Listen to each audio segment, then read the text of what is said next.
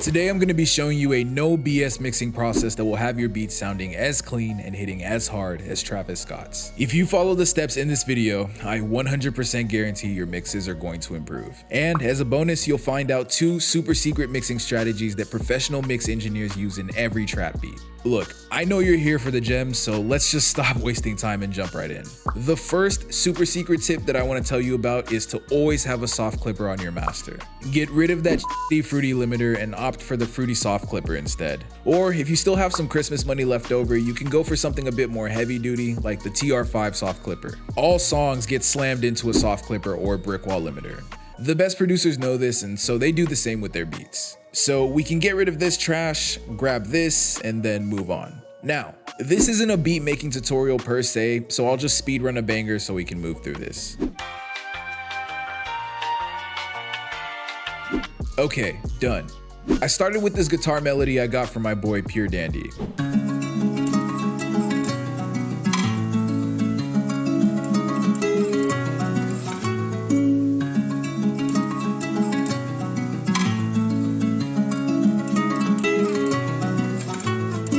I made this video for you if you want to learn how to make these kinds of melodies on your own, and Pure Dandy actually has a few dope free kits, so I'll link those for you in the description below too. Then I added this flourish from Kavi's mini stash kit. And then this accent too. Now we can get into mixing the melody, which starts with the EQ. We can do this with the fruity parametric EQ too. Let's change both these outer band slopes to the steepest settings so we can make hard cuts on all of the unneeded high and low frequencies. A mistake a lot of noobs make is using EQ bands to boost frequencies. That's a super Bush League play, I'm not gonna lie to you.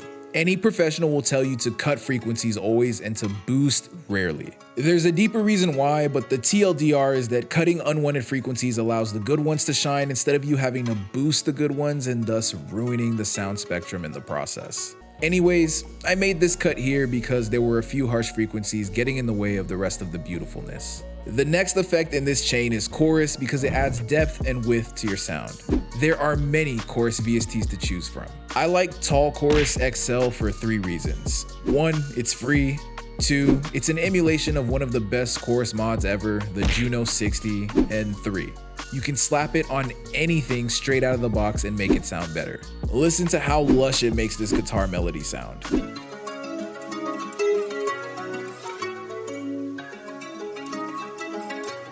Alright, next is delay.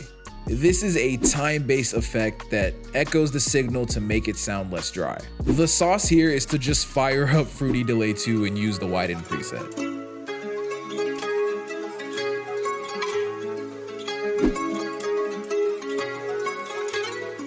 I've used a ton of delays and never heard a setting better than this for adding subtle width to a signal.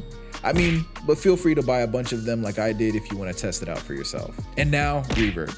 Reverb is sort of like delay. It also creates an echo, but the difference is that reverb also simulates that signal being bounced off of a surface. This is why the Fruity Reverb has a bunch of settings named after rooms or buildings like large hall or drum room. Speaking of which, I really like using the Cathedral preset from Fruity Reverb.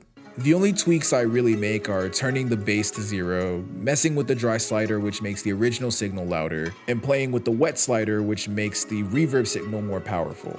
Basically, reverb just makes melodies sound more ambient. Alright, so now I'll just take this entire stack and apply it to the other instruments as well. And now we can listen to our fully mixed melody.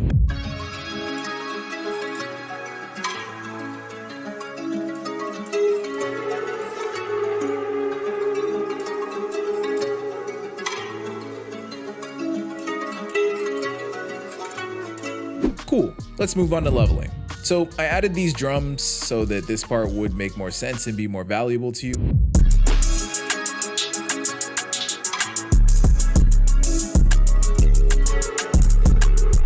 I mean, how weird would it have been if I just did the melody? Okay, first, I want to talk about something that I know you probably have a question about: gain staging.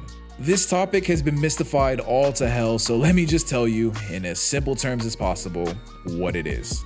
Gain staging is just leveling at different stages. if you will. That's literally it. Now, with that being said, the leveling method I'm about to show you can be applied to any stage, and I strongly recommend applying it to at least your channel rack volume knobs and mix faders. So starting in the channel rack, we need to mute everything except the 808. It's the loudest thing, so we can just start with that. All right, so now we just make it as loud as possible, almost as loud as we can without clipping. So again, we just want to push it until it's almost clipping.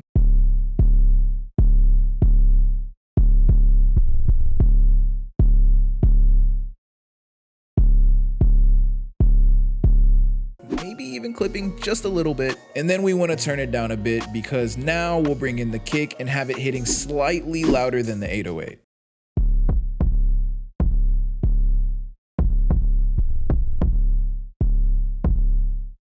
And then we can bring in the snares and have them hitting a bit lower than that.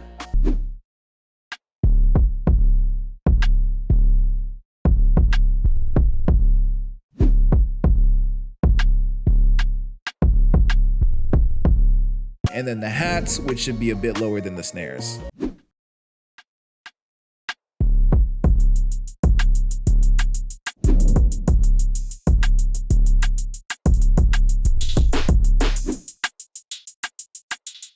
And now we can level in our melody.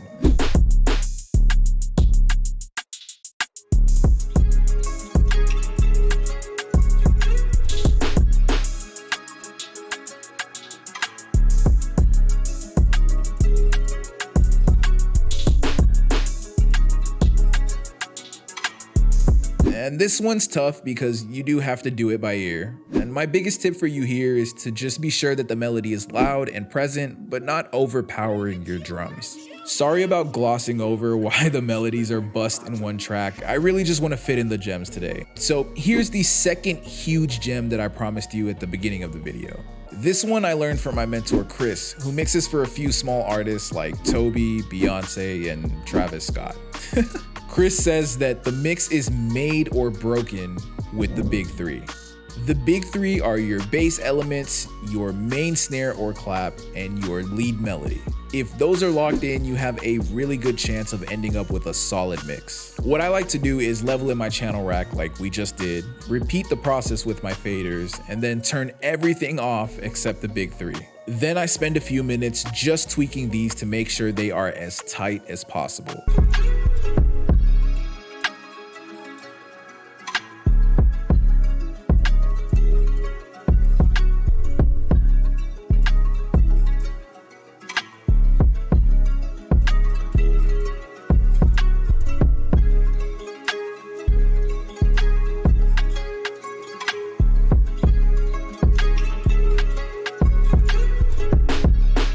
Once this is done, we can bring everything else back in and adjust them as need be based on the leveling relationships I mentioned earlier. Now, my goal is to show you the no bullshit gems that will have your mixes sounding godly. I dumped most of the technical stuff for this video just to give you the absolute essential sauce.